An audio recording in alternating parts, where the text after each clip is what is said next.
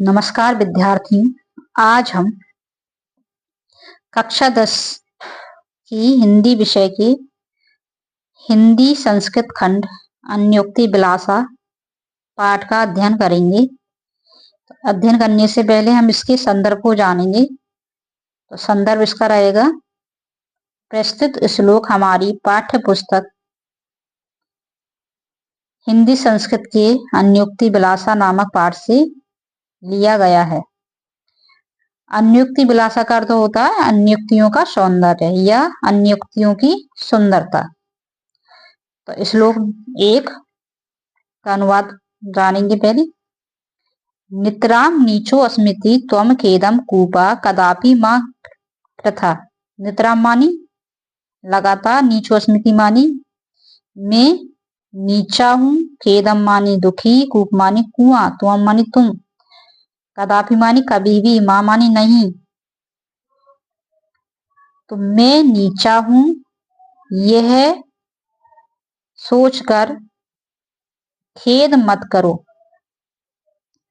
अत्यंत सरस हृदयो यथा। यथा मानी क्योंकि, अत्यंत मानी बहुत ही, सरस मानी सरल, हृदय मानी हृदय, परेशान मानी दूसरों के गुण ग्रहती मानी दूसरों के गुण को ग्रहण करने वाले। हे कुएं मैं बहुत नीचा हूं यह सोचकर दुखी मत हो, क्योंकि तुम बहुत ही सरल हृदय हो जो दूसरों के गुणों को ग्रहण करते हो। श्लोक 2 नीर क्षीर विवेके हंस आलस्यम त्वमेव तनुषे चायत विश्वस्य अधुना अन्य कुल व्रतम पालिसति का। हंस मानी हंस, आलस्य मानी आलस, त्वमेव मानी तुम ही, तनुषा मानी करोगे, नीर क्षीर विवेक मानी होता है जल और दूध, विवेक मानी विवेक में, विश्व मानी संसार, अस्मिन मानी इस, आधुन्य मानी कोई दूसरा, कुल व्रतम मानी कुल के व्रत का, पालिशति मानी पालन करेगा, का मानी कौन। हे हंस यदि तुम ही पानी और दूध के विवेक में आलस करोगे तो इस संसार में कौन दूसरा अपनी कुल की मर्यादा का पालन करेगा। श्लोक 3 कोकिल यावत दिवसान तावत वृषान कलिल विप्रेषु यावत मलदली माला कोअपि रसाला समुलस्ति।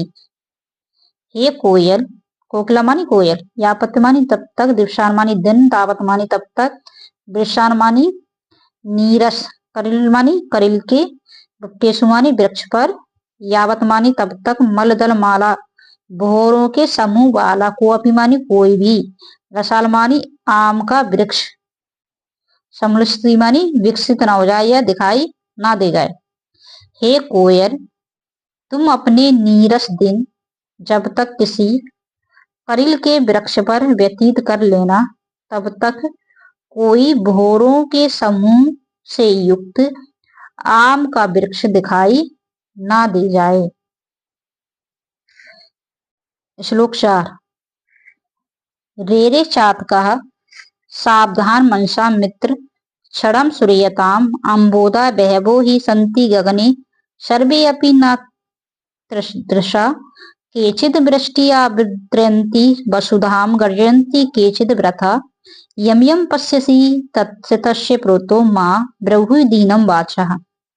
रे रे चातक मानी हे चातक, सावधान मनसा मित्रम सावधान मन से मित्र, क्षणम मानी थोड़े समय के लिए, सुरताम मानी सुनो, अम्बोदा मानी बादल, बहुमा मानी बहुत से, संति मानी होते हैं, गगने मानी आकाश में, सर्वेपि मानी सभी, नेत्र दशा मानी एक जैसे, केचित मानी कुछ, वृष्टि मानी बरसते हैं, आर्द्यंति मानी गीला करते हैं, वसुधा मानी पृथ्वी को, गर्जंती मानी गरजते हैं, केचित मानी कुछ, व्रथा मानी व्यर्थी, यम यम मानी जिसको, पश्यति मानी देखो, तस् तस् मानी उसको, पृथो मां ब्रह्मु मानी नहीं बोलो, दीनम मानी दुखी, वाचा मानी वचन।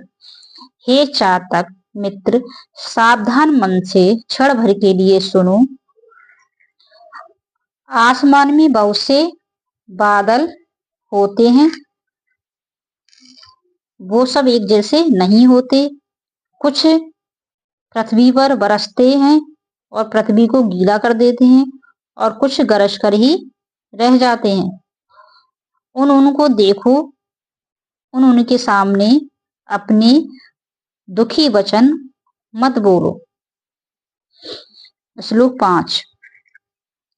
नावे ताडनाथ तापनाथ ब्रही मध्य नावे विक्रियात क्लेश मानो अहम अस्मि षोडस्य में मुख्य दुखम तदेकम यतो माम जना गुंजाय तोलयंती।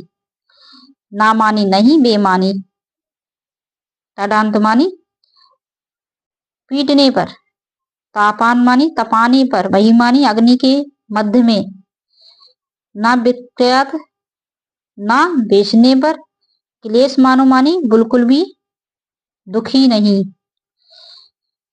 षोडश मानी सोने का, मुख्य दुखम मानी प्रमुख दुख, तद एकम मानी एक ही, यतो माम मानी कि मुझको, जना मानी लोग, गुंजाया मानी रत्ती से, तोलयंती मानी तोलते हैं। तो सोने का एक मुख्य दुख है कि लोग उसे गुंजा से तोलते हैं, अर्थात ना पीटने पर, ना अग्नि के बीच में तपाने पर, ना बेचने पर दुख होता है। सोने का मुख्य दुख एक ही है कि लोग मुझको रत्ती से तोलते हैं, या सोने को लोग रत्ती से तोलते हैं। श्लोक 6। रात्रि गमिष्यति भविष्यति सुप्रभातम भास भानु उद्देश्यति हस्यति पंकजाली इत्थम विच्यन्ति कोश गते दुरफे हा हंत हंत नलिनी गज उज्जहारा।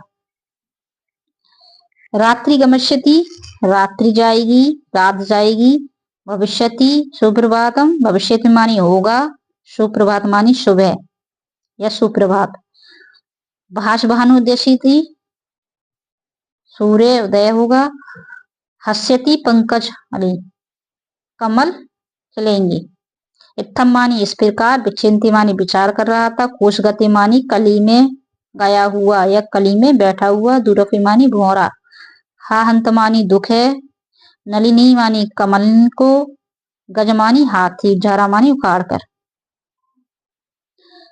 तब रात जाएगी, सुबह होगी, सूर्योदय होगा, कमल खिलेंगे।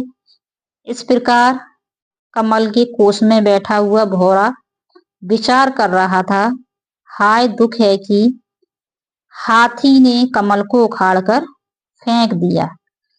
धन्यवाद।